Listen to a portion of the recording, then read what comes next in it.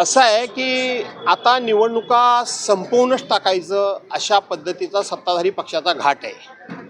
आज नुकत्याच झालेल्या महानगरपालिकेच्या निवडणुकीचे उमेदवारी अर्ज भरल्यानंतर छाननी झाल्यानंतर महाराष्ट्रामध्ये 68 उमेदवार हे सत्ताधारी पक्षाचेच बिनविरोध होतात। विरोधी पक्षाचा एकही उमेदवार बिनविरोध होत नाही। अशी सत्ताधारी पक्षाची काय जादू आहे? याचा अर्थ आता निवडणुका ह्या निपक्षपातीपणे, निवडणुका ह्या कुठल्याही प्रकारचं मनामध्ये शंका न घेता त्या प्रामाणिकपणे पार पाडल्या जातील याच्यावर आता कोणाचाही विश्वास राहिलेला नाही।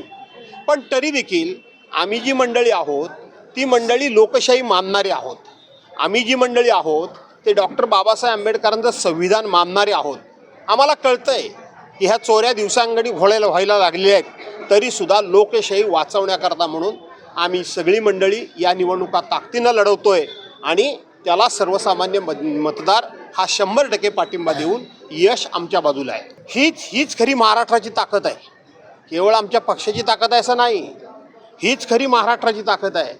सातत्यानं हिंदू मुस्लिम ज्या देशाच्या राज्यकर्त्यांनी आणि राज्याच्या राज्यकर्त्यांनी सर्व समाज सर्व जाती धर्माचे लोक हे आमचे लोक आहेत असं सत्ताधाऱ्यांनी जास्त समजण्याची गरज आहे।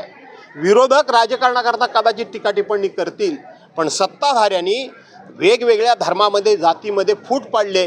त्याच वेळेला आमच्या समीर बागवानांसारखे लोक ठामपणे गेले 30 वर्ष शिवसेनेच्या पाठीमागे आहेत। याचा अर्थ 30 वर्ष त्यांना शिवसेनेचं हिंदुत्व मान्य आहे आणि अशी माणसं जोपर्यंत पाठीशी उभी आहेत तोपर्यंत आम्हाला कुठल्याही प्रकारचं मरण नाही। नगरपालिकेच्या निवडणुकीमध्ये सत्ताधारी पक्षानंच एकमेकाचे पैसे पकडून दिले।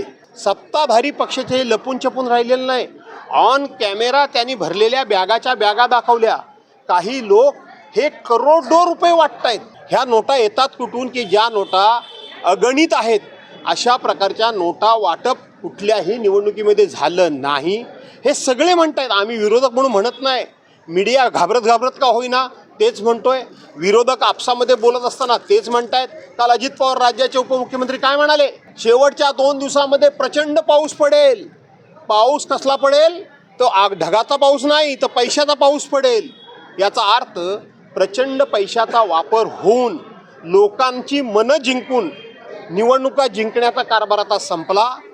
पैसा फेकून लोकांना पैसा फेकून नाही तर दमदाटी करून, पैसा फेकून नसेल तर त्यांच्या कुटुंबियांचा छळ करून अरे ह्या राज्यात चाललंय काय? आणि म्हणून सामान्य माणूस पेटून उठेल त्या दिवशी ह्यांची सत्ता ही भ्रष्ट सत्ता उलटून टाकेल।